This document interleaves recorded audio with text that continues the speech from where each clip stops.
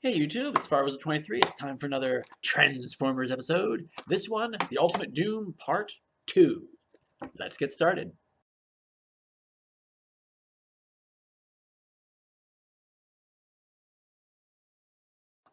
Okay, this episode takes some time to get going. It's pretty bland at first. We have the weather problems that are starting to happen on Earth, and we see how they're just affecting the planet and such. Rainstorms, thunder, and wind, and the earthquakes, and the volcanoes, and all that stuff. Okay, I'm assuming this is going to come in there because it doesn't actually affect this episode, but we see Megatron activate an audio disruptor wave to try to get everybody out of their area so they can start their Energon Cube collection. And it does affect the humans temporarily. It deactivates all the chips and stuff that are on their necks. And we see Spike almost kind of like he sees something's really weird about this, but he doesn't really comment on it. He's just so mad that his dad won't listen. So when Bumblebee says, "We gotta go," "Yeah, I'm okay," and they go away. It's like, really? Didn't kind of occur to you something weird just happened there? Okay. Okay, Bumblebee gets a flat. They're driving away and Bumblebee gets a flat tire. How does that happen? I mean, yeah, I understand it's technically supposed to be like, they're like cars, I get that, but like, he gets a flat tire, really? He's an Autobot. Like, they're like advanced. Like, that shouldn't happen. And it becomes almost not a trivial point because he can basically change his own tire. He just needs Spike to hold like a tray for him. Or a spare tire for him. It's stupid.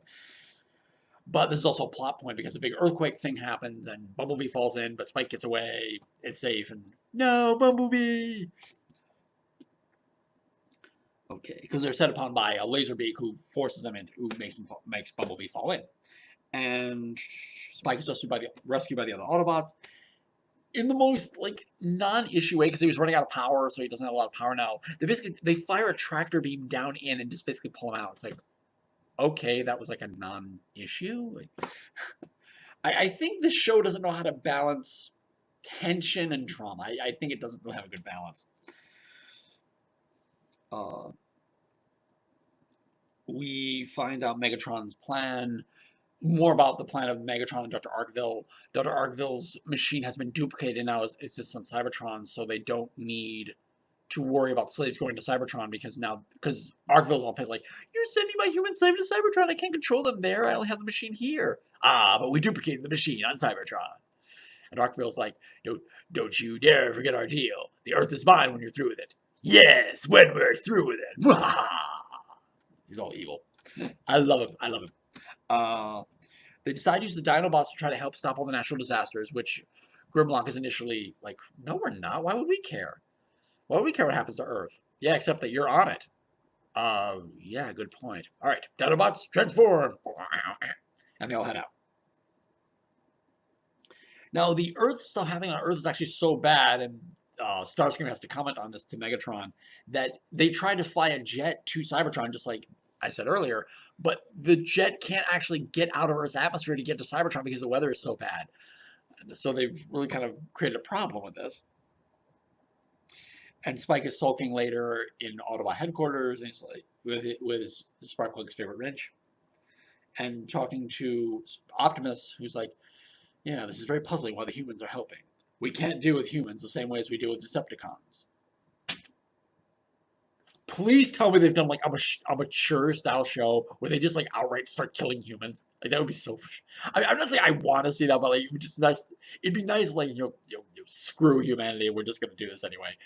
The Decepticons must be destroyed.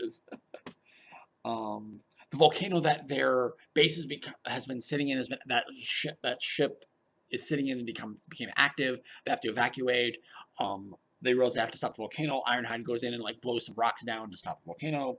We see the Dinobots create a water break for a giant tidal wave that's going to hit the land and a little shallow area that the water can stop into. So they're awesome.